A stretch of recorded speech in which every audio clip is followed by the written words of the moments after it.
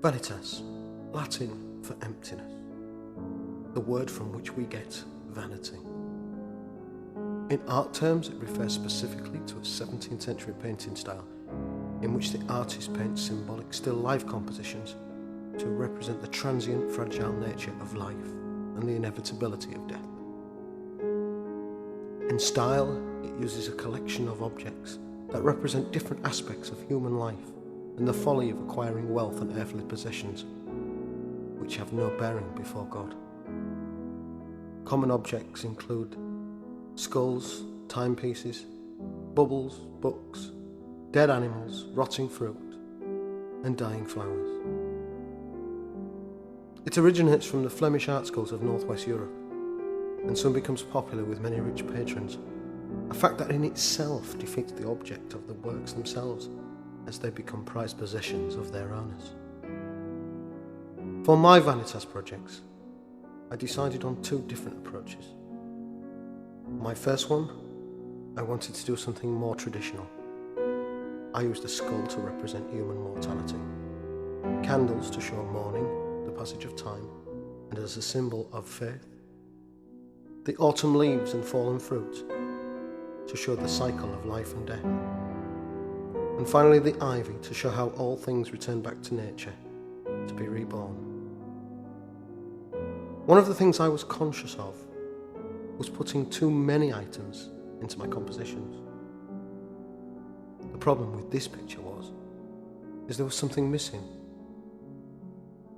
That's when I came upon the idea of using the gun. The main reason I used the gun was simply to add another element to the composition. But what I realised was that the gun made me want to ask questions. Who has died here? How did they die? Who did the gun belong to? I think it's given a very good result indeed.